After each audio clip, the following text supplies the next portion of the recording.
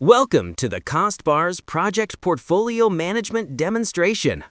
This presentation will walk you through our comprehensive 5-step PPM process, from initial setup through final portfolio balancing and project selection decisions.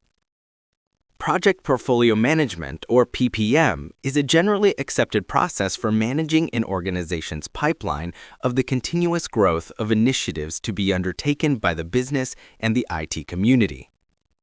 These two communities must work together to deliver improved business processes. Senior management must decide what project investments will be undertaken this period, usually monthly, quarterly, or annually. What you will learn.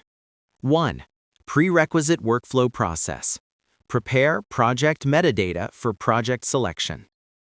2. Project selection process.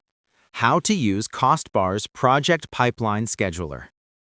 And prioritize, approve, or kill projects. Prerequisites. Establish the data foundation for informed PPM decisions. Without accurate resource, cost, and strategic alignment data, the 5-step process cannot produce reliable results. 1. Configure resource pool and metadata. 2. Establish resource summary task. 3. Allocate resources to tasks. 4. Set strategic metadata. 5. Complete project assessment. Prioritize projects.